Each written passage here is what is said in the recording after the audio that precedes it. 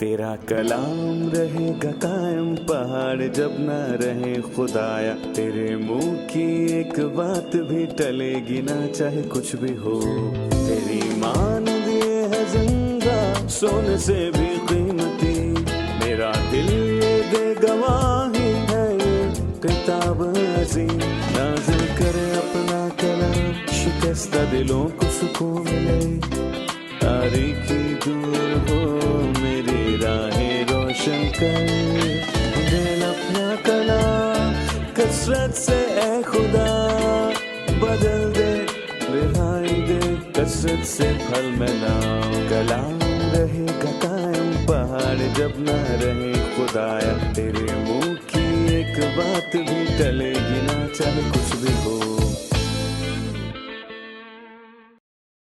عزیز ناظرین، میں آپ تمام دیکھنے والوں کو ہمارے روز کے بائبلی مطالعاتی پروگرام کی نئی قسط میں خیر مقدم کرتا ہوں۔ اس پروگرام میں ہم بائبل مقدس کی تمام کتابوں کا مطالعہ پیش کر رہے ہیں، اور ابھی ہم ایوب کی کتاب کا مطالعہ کر رہے ہیں۔ پچھلی قسط میں ایوب نے سونے اور چاندی اور قیمتی پتھروں کی بات کی جو زمین میں موجود ہے۔ عزیزو، حکمت کہاں سے آتی ہے؟ یہ وہاں سے نہیں ملتی جہاں سے سونا چاندی ملتا ہے، یہ خدا کی طرف سے ہے۔ اگر آپ کو حکمت چاہیے تو خدا سے مانگے، اسی کے پاس الہی حکمت ہے۔ کیا آپ جانتے ہیں کہ آسمان تک جانے کی راہ سونے یا چاندی سے نہیں بلکہ مسیح کو اپنا شخصی نجات دہندہ قبول کرنے سے ہموار ہوتی ہے؟ آج کے پروگرام کا باقاعدہ آغاز کرنے سے پہلے میں خادمین کا خیر مقدم کرنا چاہوں گا۔ ڈاکٹر فیاض خوش آمدید۔ شکریہ بھائی۔ ڈاکٹر عادل خوش آمدید۔ بہت شکریہ۔ اور اسٹوڈیو میں آئے ہمارے دیگر مہمانوں کو بھی خوش آمدید۔ جیسا کہ آپ جانتے ہیں کہ ہر ہفتے ہم ناظرین کے کچھ خطوط کو پڑھتے ہیں۔ کچھ عرصہ پہلے ہم نے اپنے فیس بک پیج بائبلی مطالعہ پر ایک سوال کیا تھا کہ لوگوں کا ایوب کی کتاب کے بارے میں کیا خیال ہے، تو ہمیں بہت سے پیغامات موصول ہوئے، جن میں سے کچھ ہم نے پچھلے ہفتے پڑھے تھے اور باقی کے پیغامات ہم آج پڑھیں گے۔ نور سالب کہتی ہیں، دکھ اس بات کا ثبوت نہیں کہ ایماندار غلط ہے۔ شیہاتا عطا نے کہا، الہی تعلیم میں دکھ اٹھانا لازم ہے۔ ویوو ہنا نے لکھا، ایوب راست باز تھا، خدا نے اس کے دکھوں کا ازالہ کیا۔ شنوا ارمیا نے لکھا ہے، ایوب راست باز ہے اور خدا ناقابل فہم خدا ہے۔ ایوب راست باز تھا پر خدا نے اس کے ساتھ جو بھی کیا وہ سمجھ سے باہر ہے۔ کرم سلا نے کہا، ملاپ کرانے والا، چھڑانے والا، دکھ اور جلال۔ سیمول نے لکھا، خداون کا وقار ہاتھ شیطان کے بدترین منصوبوں کو بھی بہترین طریقوں میں بدل دیتا ہے تاکہ وہ اپنے بچوں کو پاک اور صاف کرے۔ شیطان جو چاہتا ہے اس کو کرنے دیں، کیونکہ میرا خدا اس سے زیادہ قوی اور قادر ہے۔ خدا کو مجھ سے پیار ہے اور میرا دل اس میں بے حد مسرور اور بے حد مطمئن رہتا ہے۔ سہیر عبدالمسیح نے کہا، صادق کی مصیبتیں بہت ہیں لیکن خداوند اس کو ان سب سے رہائی بخشتا ہے۔ مخلص یسایہ کہتے ہیں، درد کو خداوند کے نظریے سے سمجھنا۔ روت صادق نے کہا، خدا نے ایوب کی آزمائش کا فیصلہ کیا، ہمیں نہیں پتا کہ اس نے ایوب کو آزمائش میں کیوں ڈالا۔ نادیہ نے کہا، جب خداوند ہم پر آزمائش بھیجے تو ہمیں شکایت نہیں، صبر کرنا چاہیے۔ روت لکھتی ہیں، درد کا معمہ۔ اینجی سمیر نے لکھا، یہ ذہن کو منور کرنے والی کتاب ہے، بہت ہی شاندار الفاظ۔ آئیے اپنے موضوع یعنی 29ویں باب اور 30ویں باب پر چلتے ہیں۔ ڈاکٹر عادل، میں 29ویں باب کی چند آیات پڑھنے کے بعد آپ سے سوال پوچھوں گا۔ اور ایوب پھر اپنی مسل لا کر کہنے لگا، کاش میں ایسا ہوتا جیسا گزشتہ مہینوں میں، جیسا ان دنوں میں جب خدا میری حفاظت کرتا تھا، جب اس کا چراغ میرے سر پر روشن رہتا تھا اور میں اندھیرے میں اس کے نور کے ذریعے چلتا تھا، جیسا میں اپنی بروندی کے ایام میں تھا جب خدا کی خوشنودی میرے ڈیرے پر تھی، جب قادر مطلق ہنوز میرے ساتھ تھا اور میرے بچے میرے ساتھ تھے، جب میرے قدم مکھن سے ڈھلتے تھے اور چٹان میرے لیے تیل کی ندیاں بہاتی تھی، جب شہر کے پھاٹک پر جاتا اور اپنے لیے چوک میں بیٹھک تیار کرتا تھا، تو جوان مجھے دیکھتے اور چھپ جاتے اور عمر رسیدہ لوگ اٹھ کھڑے ہوتے تھے، عمرہ بولنا بند کر دیتے اور اپنا ہاتھ اپنے منہ پر رکھ لیتے تھے، رئیسوں کی آواز تھم جاتی اور ان کی زبان تالو سے چپک جاتی تھی، کیونکہ کان جب میری سن لیتا تو مجھے مبارک کہتا تھا اور آنکھ جب مجھے دیکھ لیتی تو میری گواہی دیتی تھی۔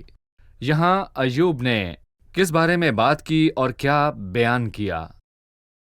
ان آیات میں ایوب نے اپنے پرانے دنوں کا ذکر کیا جب وہ ان سب آزمائشوں میں نہیں پڑا تھا۔ ایوب نے 3 مرکزی خیالات کی بات کی تھی۔ پہلی تا 4 آیت جو ہم نے پڑھی، اس میں اس نے پرانے ایام کی بات کی جب خداوند اس پر مہربان تھا۔ 5-6 آیت میں اس نے برکتوں کی کثرت کی بات کی، اور 7ویں اور 12ویں آیت میں اس نے اپنی شانوں اور شوکت عزت کی بات کی۔ لوگ اس کی عزت کرتے تھے۔ ان آیات پر نظر دورائیں تو معلوم ہوگا کہ اس نے خداوند کی برکت کی بات کی جب اس کا چراغ میرے سر پر روشن رہتا تھا اور میں اندھیرے میں اس کے نور کے ذریعہ سے چلتا تھا، جب خدا کی خوشنودی میرے ڈیرے پر تھی۔ یعنی پہلے خدا کی رحمت اس پر تھی، پر اب خداوند نے اس کو چھوڑ دیا۔ پر خدا نے ایوب کو ہرگز نہیں چھوڑا تھا، کیونکہ لکھا ہے، کیا ممکن ہے کہ کوئی ماں اپنے شیرخوار بچے کو بھول جائے اور اپنے رحم کی فرزند پر ترس نہ کھائے؟ ہاں، وہ شاید بھول جائے، پر میں تجھے نہ بھولوں گا۔ پھر 5ویں آیت کے بعد اس نے اپنی رحمتوں کی کثرت کی بات کی جب قادر مطلق میرے ساتھ تھا اور میرے بچے میرے ساتھ تھے۔ اس نے ان کے دنوں کو یاد کیا جب اس کے 10 بچے زندہ تھے اور وہ ایک خوشحال خاندان کی طرح رہتے تھے۔ اس نے ان برکتوں کا ذکر کیا جب میرے قدم مکھن سے ڈھلتے تھے اور چٹان میرے لیے تیل کی ندیاں بہاتی تھی۔ ان الفاظ سے پتہ لگتا ہے کہ ایوب کتنا خوش تھا۔ 7ویں آیت سے آگے بیان ہے کہ لوگوں کی نظر میں ایوب کی بہت عزت تھی۔ جب میں شہر کے پھاٹک پر جاتا، یہ کون سا پھاٹک ہے؟ اس نے اس پھاٹک کی بات کی جہاں قاضی فیصلہ سناتے تھے، اور یہ قاضیوں کی جگہ تھی۔ دیکھیں، یہ بائبل مقدس میں لکھا ہے کہ پھاٹک پر بیٹھنے والوں میں ایوب عزت دار شخص تھا اور اس جگہ پر بیٹھ کر لوگوں کے مسائل اور جھگڑوں کا حل کرتا تھا۔ 8ویں آیت میں لکھا ہے، تو جوان مجھے دیکھتے اور چھپ جاتے۔ اس سے یہ ظاہر ہوتا ہے کہ جو لوگ احترام کرتے اس کے سامنے نہیں آتے تھے، اور عمر رسیدہ لوگ اٹھ کھڑے ہوتے تھے، اور خداوند نے اس کو خوبصورت اندازہ گفتگو سے عطا کیا تھا، اور اس کے دلائل اچھے تھے، اس کے الفاظ میں وزن تھا، اور وہ ایک اچھا انسان تھا۔ 9ویں آیت میں عمرہ بولنا بند کر دیتے تھے، یعنی جب ایوب موجود ہوتا تو اس کی بات کو سب سے زیادہ اہمیت ملتی تھی۔ امیروں کی آواز تھم جاتی تھی اور اپنا ہاتھ اپنے منہ پر رکھ لیتے تھے۔ اور 11ویں آیت میں، کیونکہ کان جب میری سن لیتا تو مجھے مبارک کہتا تھا۔ کان کیا سنتے تھے؟ ایوب کے الفاظ، وہ سن کر وہ اس کو مبارک کہتے تھے۔ اس باب میں بیان ہے کہ مصیبتوں کے آنے سے پہلے ایوب کی کتنی عزت تھی۔ ڈاکٹر فیاض آئیں ایک وقفہ لیں، پھر آ کر 12ویں آیت سے باب کے آخر تک پڑھنے کے بعد میں آپ سے سوال پوچھوں گا۔ ناظرین، ملتے ہیں ایک چھوٹے سے وقفے کے بعد، ہمارے ساتھ رہیے۔ ہم نے دیکھا کہ ایوب خدا کے حضور بے قصور ٹھہرا۔ وہ ہر روز اپنے بچوں کے لیے قربانی دیتا اور زمین پر راست بازی سے چلتا تھا۔ وہ ایک امیر اور صحت مند اور مہذب شخص تھا۔ وہ اپنے دوستوں کی طرح مطلبی نہیں تھا، بلکہ ایک سچا ایماندار تھا۔ پر مشکل آنے کے بعد ایوب اور خدا کے بیچ مسائل پیدا ہوئے۔ اس کا اصل مسئلہ وہ پریشانی نہیں تھی۔ حقیقت میں ایوب نہ تو خود کو صحیح طور پر جانتا تھا اور نہ ہی وہ خدا کو جانتا تھا۔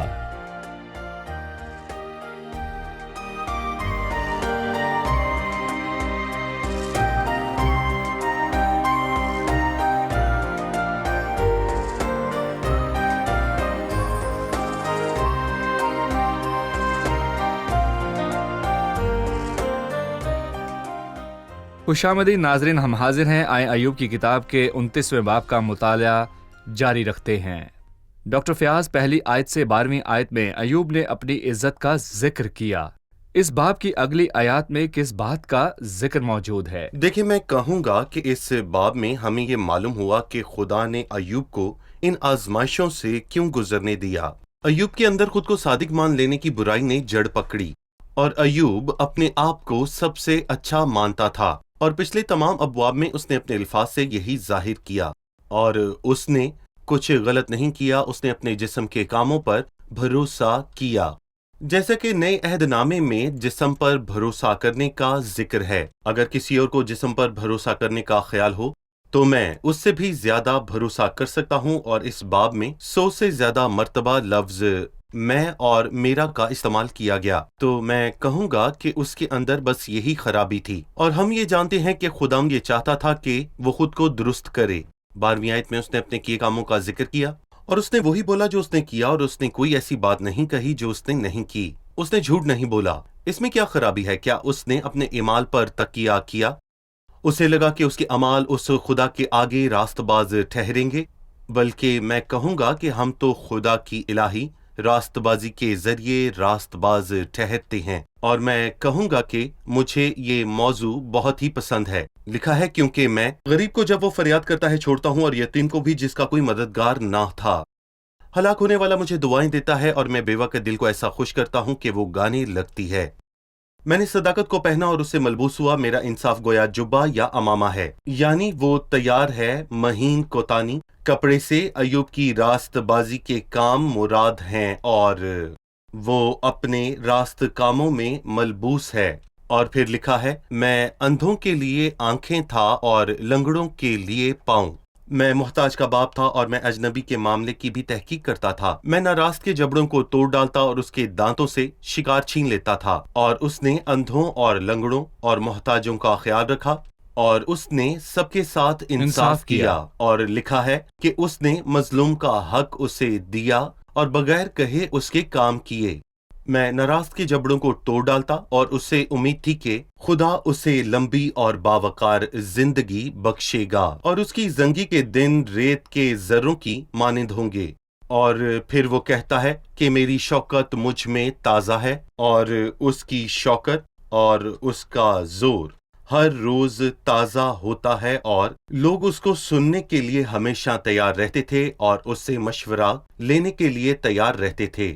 اور وہ کہتا ہے کہ میری باتوں کے بعد وہ پھر نہ بولتے تھے، یعنی میرا فیصلہ حتمی فیصلہ ہوتا تھا، اور میری تقریر ان پر ٹپکتی تھی، اور اس نے اپنی تقریر کو اوس کی بوندیں کہا۔ وہ میرا ایسا انتظار کرتے تھے جیسے بارش کا، اور اپنا منہ ایسے پسارتے تھے جیسے پچھلے مینا کے لیے۔ جب وہ مایوس ہوتے تھے تو میں ان پر مسکراتا تھا، یعنی کہ وہ لوگ اس کے منہ پر مسکراہٹ کو دیکھنے کا انتظار کرتے تھے، اور میرے چہرے کی بشاشت کو انہوں نے کبھی نہ بگاڑا، اور کوئی اس کی موجودگی میں ناخوش نہیں ہوتا تھا، اور سرداروں کی طرح بیٹھتا اور ان کے درمیان جا کر سردار کی طرح بیٹھتا تھا۔ مطلب کہ اس کا اثر و رسوخ کسی بھی کو تھا، اسے بلانے کیونکہ وہ کی ان کا سردار ضرورت تھا، نہیں تھی۔ اور وہ کہتا ہے کہ میں ان کی راہ کو جانچتا اور سردار کی طرح بیٹھتا اور ایسا رہتا تھا جیسے فوج میں بادشاہ، اور وہ غمزدوں کے بیچ ایک بادشاہ کی طرح انہیں تسلی دیتا تھا۔ اور یہ سچ میں کتنا خوبصورت ہے، اور یہاں پر روح القدس ہمیں بتاتا ہے کہ اس نے اس طرح کے کام کیے، لیکن اس کی غلطی یہ تھی کہ اس نے اپنے اعمال پر تکیہ کیا، اور انسان کی خامی یہ ہے کہ وہ کچھ بھی نہیں، اور اسے چاہیے کہ وہ اپنے ہاتھ کے کاموں پر تکیہ نہ کرے، اور یہی اصل مسئلہ ہے۔ پر میں کہوں گا ایوب نے تو نیک کام کیے، اس نے کیا برائی کی، اور اس نے خود کیا کیا؟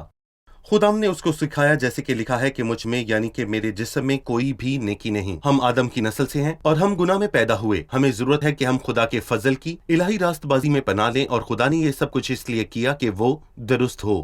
میرا ایمان ہے کہ 29ویں باب میں خدا کی بات کی تصدیق ہوئی ہے۔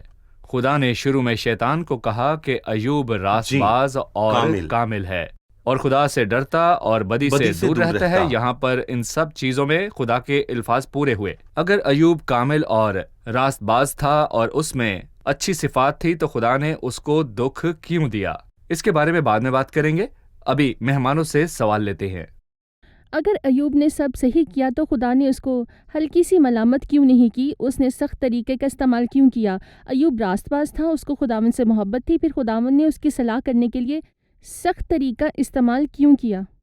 جی بھائی، خداوند نے اس کو نرمی سے کیوں نہیں بتایا کہ ایوب تو صحیح ہے پر تیرے اندر ایک خامی موجود ہے؟ میں تجھے پاک کروں گا۔ خداوند نے اس پر اتنی مصیبتیں کیوں بھیجی؟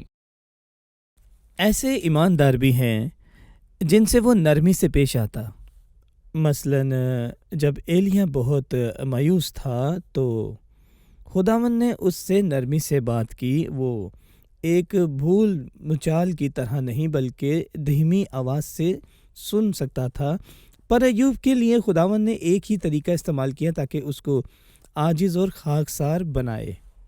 وہ ہر ایماندار سے فرق طریقے سے پیش آتا ہے کیونکہ وہ دانا ہے، اسے معلوم ہے کہ ہر ایک کے ساتھ یوں پیش آتے ہیں۔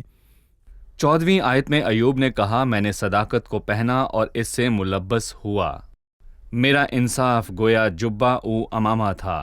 ایوب نے اپنی صداقت کو اپنا جامہ کہا۔ ایوب نے اپنی صداقت کو اوڑھا۔ پہلے اس نے کہا، میرا پاؤں اس کے قدموں سے لگا رہا ہے، میں اپنی صداقت پر قائم ہوں اور اسے نہ چھوڑوں گا۔ وہ اس مرحلے پر تھا کہ اس کو نرمی سے سمجھنا ممکن نہ تھا کیونکہ صداقت کا جامہ اس کے گرد لپٹا ہوا تھا اور وہ خود بھی اس کو چھوڑنے کو تیار نہ تھا۔ اگر کوئی اس کو اتارنا چاہے تو وہ ہرگز راضی نہ ہوتا۔ اس نے اس کو مضبوطی سے تھاما ہوا تھا، یہی اس کی زندگی کا مسئلہ تھا، اس لیے اسے ضرورت تھی کہ جامہ سخت طریقے سے اتارا سختی جائے۔ سے۔ خداوند نے ایوب پر ایک کے بعد ایک مصیبتیں بھیجیں جس سے اس کا یہ جامہ اتر جائے تاکہ اس کو بتائے، دیکھ تو ننگا ہے، اب تجھے اپنی نہیں بلکہ کسی اور کی راست بازی کی ضرورت ہے۔ بھائی عادل 30ویں باب کی 1 تا 15 آیات میں کچھ خیالات کا بیان ہے۔ میں چاہتا ہوں کہ آپ ان پر اپنی رائے دیں، پر اب تو وہ جو مجھ میں سے کم عمر ہے میرا تمسخر کرتے ہیں، جن کے باپ دادا کو اپنے غلہ کے کتوں کے ساتھ رکھنا بھی مجھے ناگوار تھا، بلکہ ان کے ہاتھوں کا وقت مجھے کس بات کا فائدہ پہنچائے گی؟ وہ ایسے آدمی ہیں جن کی جوانی کا زور زائل ہو گیا، وہ افلاس اور قحط کے مارے دبلے ہو گئے ہیں، وہ ویرانی اور سنسانی کی تاریکی میں خاک چاٹتے ہیں، وہ جھاڑیوں کے پاس لوٹنے کا ساگ توڑتے ہیں اور جھاؤ کی جڑیں ان کی خوراک ہے، وہ لوگوں کے درمیان رگیدے گئے ہیں، لوگ ان کے پیچھے ایسے چلاتے ہیں جیسے چور کے پیچھے، ان کو وادیوں کے شگافوں میں اور غاروں میں اور زمین کے بھٹوں میں رہنا پڑتا ہے، وہ جھاڑیوں کے درمیان رینگتے اور جھنکاڑوں کے نیچے اکٹھے پڑے رہتے ہیں، وہ احمقوں بلکہ کمینوں کی اولاد ہیں، وہ ملک سے مار مار کر نکالے گئے تھے۔ ان آیات کے متعلق ہمیں بتائیے۔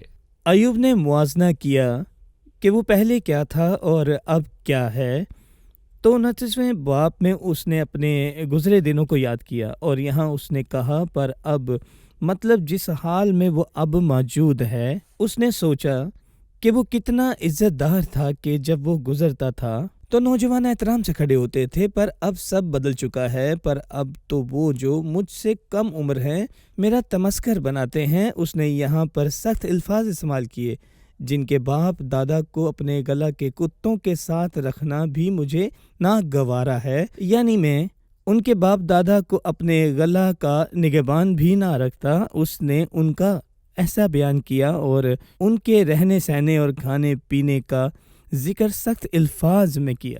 9ویں آیت میں اس نے اپنے بارے میں کہا، اور اب میں ان کا گیت بناؤں گا، اور 10ویں آیت میں وہ جو مجھ سے گھن کھاتے وہ مجھ سے دور کھڑے ہوتے اور میرے منہ پر تھوکنے سے باز نہیں رہتے۔ ایوب کے ذہن پر اس کا بہت اثر ہوا، اس کی جان پست ہو گئی، اس کی ساری عزت بے عزتی میں بدل گئی۔ لیکن یہاں پر ایک بہت بڑا فرق ہے، جب ایوب کی تحقیر ہوئی اور دوسروں کے لیے نفرت بھرے الفاظ کہے، جبکہ مسیح نرم مزاج تھا، وہ بے عزت ہوا، اس کی تحقیر ہوئی، وہ مصلوب ہوا، تب بھی اس نے کہا کہ اے باپ ان کو معاف کر، کیونکہ یہ نہیں جانتے ہیں کہ یہ کیا کرتے ہیں، کہ اے باپ ان کو معاف کر، یہ نہیں جانتے ہیں کہ یہ کیا کرتے ہیں۔ یہاں پر ہم خداوند یسوع مسیح کی محبت اور اس کی نرم مزاجی کو دیکھتے ہیں۔ تو کہا تو صحیح۔ مجھے مارتا کیوں ہے؟ ہم ایک وقفہ لیں گے اور پھر مہمانوں کے سوالات کے ساتھ حاضر ہوں گے۔ عزیز ناظرین، ایک وقفے کے بعد آپ کی خدمت میں پھر حاضر ہوں گے۔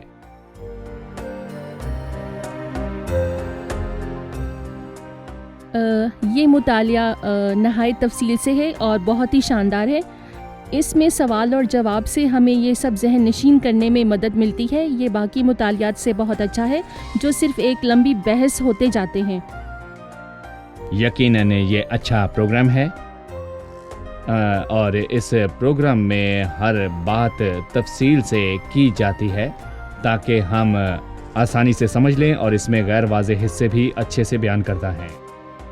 कुल्ल किताब का प्रोग्राम मुझे बाइबल के मुश्किल हिस्सों को समझने की तौफीक बख्शता है। इसके साथ साथ मेरी हौसला अफजाई होती है कि उन हिस्सों को भी समझो जिन्हें शायद मैं यूं ही पढ़कर छोड़ देती। इस प्रोग्राम में सबकी वजाहत है। ये मुकम्मल मुताला है। घर में बाइबल पढ़ने के बाद अगर कोई मुझे बात समझ न आए तो बाइबली मुताला की वेबसाइट पर जाता हूँ और इसकी वजाहत से मुझे मदद मिलती है। कुल्ल किताब का ये प्रोग्राम मेरे लिए बहुत मुफीद है।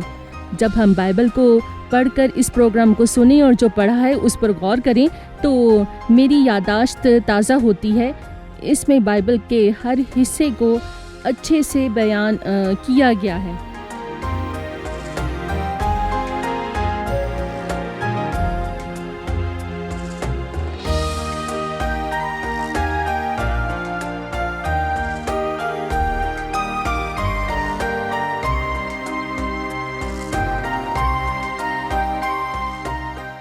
खुशामदीद, आइए चलते हैं मेहमानों की जानिब और जानते हैं उनका सवाल। अयूब की इस किताब से हमने सीखा कि अयूब एक अच्छा इंसान था, सब उसकी इज्जत और उसकी तारीफ करते थे, पर जब खुदा ने उस पर सब मुसीबतें भेजी तो उसने कहा, पर अब तो वो जो मुझसे कम उम्र है मेरा तमस्खर करते हैं, वो उससे नफरत करते हैं। खुदावन ने उसके साथ ऐसा क्यों किया जबकि इसका नतीजा मुख्तलिफ हो सकता था? भाई, जबकि अयूब कामिल और रास्तबाज था तो हालात ने उसे ये कहने पर मजबूर किया। उसने खता की और वो बुरा जाहिर हुआ। हमारे सामने उसका यूं जाहिर होना अच्छी बात नहीं। याद करें कि मूसा ने लोगों से कहा कि उसने तुझे आजिज होने दिया भी और तुझे भूखा होने दिया और मन खिलाया ताकि तुम जानो तुम्हारे दिल में क्या है। वो हमारे दिलों से वाकिफ है, पर वो चाहता है कि हम भी अपने दिल को जानें। और खुदावन ने अयूब को इसलिए इस सब से गुजरने दिया ताकि उसके दिल की बात को बाहर लाए और वो खुदावन के लिए सख्त अल्फाज कहे और खुदावन उसे ये बताए कि अयूब का दिल कैसा है और सब कुछ जाहिर करे ताकि अयूब ये समझ ले कि उसको इन मसाइल को हल करने की जरूरत है और इस बात को समझे कि उसके नेक अमाल उसके लिए काफी नहीं हैं। खुदावन ने अयूब के दिल को झंझोड़ा ताकि उसमें अच्छी चीजों को जाहिर करे। हालांकि अयूब रास्तबाज शख्स था। अगर हम भी इस हाल में हो तो क्या करें? डॉक्टर फयाज, मैं चाहूंगा कि 16वीं आयत से आखिरी आयत तक आप अपनी राय दें। इन आयात में अयूब ने खुदा से फरियाद की और शिकायत की और कहा कि ये बोझ उसके लिए बहुत ज्यादा है और क्या लोगों ने जो उसके साथ किया वो काफी नहीं। उसने बाप के पहले हिस्से में ये बयान किया कि लोगों ने उससे घिन खाई और उससे दूर रहे और उसके मुंह पर थूका और उन बेकार लोगों ने उसकी तहकीर की। उसे उम्मीद थी कि खुदा उसे सहारा देगा, पर उसकी शिकायत थी कि खुदावन ने अपना दिल सख्त कर लिया है और उसने खुदावन से फिर शिकायत की और फिर 16वीं आयत में उसने ये कहा कि यानी मैं गिर पड़ा हूं और दुख के दिनों ने मुझे जकड़ लिया है और रात के वक्त मेरी हड्डियां मेरे अंदर छिद जाती हैं और वो दर्द जो मुझे खाए जाता है, यानी जो दर्द खुदावन ने उसको दिया, दम नहीं लेता। मेरे मर्ज की शिद्दत से मेरी पोशाक बददुमा हो गई और वो मेरे पैरहन के गिरेबान की तरह मुझसे लिपटी हुई है। उसने मुझे कीचड़ में धकेल दिया है, यानी खुदा ने उसे धकेला। मैं खाक और राख की मानिंद हो गया हूँ। मैं तुझसे फरियाद करता हूँ, तू जवाब नहीं देता। और अयूब मदद के लिए चिल्लाया पर खुदा ने उसे जवाब ना दिया। मैं खड़ा होता हूँ और तू मुझे घूरने लगता है। तू बदल कर मुझ पर बेरहम हो गया है। इसका मतलब कि तू बदल गया और बेरहम हो गया है और अपने बाजुओं के जोर से तू मुझे सताता है और खुदा ने अपने जोर में उसे कुचला। तू मुझे ऊपर उठाकर हवा पर सवार करता है और मुझे आंधी में घुला देता है, क्योंकि मैं जानता हूं तू मुझे मौत तक पहुंचाएगा और उस घर तक जो सब जिंदाओं के लिए मुकर्रर है। और यहाँ पर एक बहुत खूबसूरत जुमला है, तो भी क्या तबाही के वक्त कोई अपना हाथ ना बढ़ाएगा और मुसीबत के वक्त फरियाद ना करेगा। और अगर किसी का घर गिर रहा हो और वो मलबे के नीचे से मदद की फरियाद करे तो जरूर है कि उसे बचा लिया जाए, उसको बचाया जाए। लोग जल्द उसकी मदद करेंगे। या फिर कोई आफत हो, यानी अगर किसी का घर जल रहा हो और वो मदद की फरियाद करे तो लोग उसकी मदद जरूर करेंगे। लेकिन यहाँ अयूब का घर तबाह हुआ और अयूब ने अपना सब कुछ खो दिया। उसने खुदा से फरियाद की कि तू اپنا ہاتھ کیوں نہیں بڑھاتا؟ وہ مدد کے لیے کیوں نہیں آتا اور اس کے ساتھ ایسا کیوں کرتا ہے؟ کیا میں درد مند کے لیے روتا نہ تھا جب کوئی مصیبت میں پڑتا تھا؟ اس نے پکارا تو ایوب اس کے پاس گیا، لیکن خدا اس کے پاس کیوں نہیں آتا؟ کیا میری جان محتاج کے لیے غمگین نہ ہوتی تھی؟ جب میں بھلائی کا منتظر تھا تو برائی پیش آئی، جب میں روشنی کے لیے ٹھہرا تو تاریکی آئی۔ میری آنتڑیاں ہل رہی ہیں اور آرام نہیں پاتی، اور اس کی ساری مصیبتوں کی وجہ سے اسے بہت سی بیماریاں ہو گئیں، اور ان سب مصیبتوں کی وجہ سے اس کے پیٹ میں درد رہتی تھی، اور وہ کہتا ہے کہ مجھ پر مصیبت کے دن آ پڑے ہیں، میں بغیر دھوپ کے ہی کالا ہو گیا ہوں۔ دھوپ میں بیٹھے بغیر اس کی جلد کالی ہو گئی، اور میں مجمع میں کھڑا ہو کر دہائی دیتا ہوں، میں گڈریوں کا بھائی اور شتر مرغ کا ساتھی ہوں۔ میری کھال کالی ہو کر مجھ پر سے اتر جاتی ہے، اور میری ہڈیاں حرارت سے جل گئیں، اور میں مسلسل دکھ میں ہوں۔ اس لیے میری ستار سے ماتم اور میری بانسلی سے رونے کی آواز نکلتی ہے۔ ایوب خوشی کے گیت بھول گیا، اور خدا نے اس کے ساتھ ایسا کیوں کیا؟ یعنی کہ اس کا دن رات سے بدل گیا۔ 29ویں باب میں اس نے اپنے شان و شوکت کی بات کی۔ اس نے کہا، پر اب تو وہ مجھ سے کم عمر ہے، میرا تمسخر کرتے ہیں۔ وہ برے حال میں تھا، اس کی صحت جاتی رہی۔ وہ یہ نہیں جانتا تھا کہ خدا نے ایسا کیوں کیا۔ اسے لگا کہ خدا ان کو پرواہ نہیں کہ وہ کس حال میں ہے۔ اس کو لگا کہ خدا کو کچھ پرواہ نہیں کہ وہ کس حال میں رہتا ہے۔ اور شاید یہ ان لوگوں کا سوال ہے جو دکھ میں ہیں۔ ہماری دعا ہے کہ خداوند ان سب کو حوصلہ بخشے تاکہ وہ سب اس سب کا مقصد جان سکیں۔ چلیے مہمانوں سے جانتے ہیں کہ آج انہوں نے کیا سیکھا۔ بائبل مقدس کے مطالعہ کرتے ہوئے میں ان لوگوں سے بہت متاثر ہوئی جنہوں نے بڑے بڑے کام کیے۔ میں خداوند کا شکر کرتی ہوں کہ اس نے ظاہر کیا کہ ان سورماؤں کے دل میں کیا تھا۔ اس معاملہ میں ہم سب ایک جیسے ہیں، اور ان سورماؤں کو بنانے والا خدا ہے۔ خدا ہی ان کی خامی یعنی بیماری کی تشخیص کر کے اس کا صحیح علاج کرتا ہے۔ جس نے ان کو سورما بنایا وہ ہمیں بھی ویسا ہی بنا سکتا ہے۔ صحیح۔ مجھے یہ بات پسند آئی کہ ان سب مصیبتوں میں ہونے کے باوجود اس نے یاد رکھا کہ خدا نے اس کو آج تک محفوظ رکھا ہے۔ خدا نے اس کا خیال رکھا اور اس کو اچھی زندگی دی۔ کبھی کبھی ہم بھی مشکل میں ہوتے ہیں، یہ ایوب کے دکھ کے مقابلے میں کچھ بھی نہیں، پر ہمیں ہمیشہ یاد رکھنا چاہیے کہ خداوند ہمارے ساتھ ہے۔ جی بھائی عاطف۔ میں کہنا چاہوں گا، آدمی جو عزت کی حالت میں رہتا ہے پر خورد نہیں رکھتا، جانوروں کی مانند ہے جو فنا ہو جاتے ہیں۔ ساری عزت خداوند کو زیبا ہے، دولت اور عزت میرے ساتھ ہیں، بلکہ دائمی دولت اور صداقت بھی۔ شکریہ، خداوند آپ کو برکت دے۔ خادمین کا بھی شکریہ۔ اگلے پروگرام میں آپ سے پھر ملاقات ہوگی۔ واحد وہ ہے جو آپ کی آزمائش کا وقت بتا سکتا ہے، وہی آپ کے درد کا اندازہ کر سکتا ہے۔ وہ جانتا ہے کہ آپ کی آزمائش کب ختم ہوگی، کیونکہ وہ خدا ہے۔ اپنا درد اس کے پاس لے جائیں، وہ آپ کے بہت قریب ہے۔ خداوند آپ کو مل سکتا ہے، اس کے طالب رہو۔ آنے والے پروگرام میں آپ سے پھر ملاقات ہوگی۔ خدا آپ کو برکت دے۔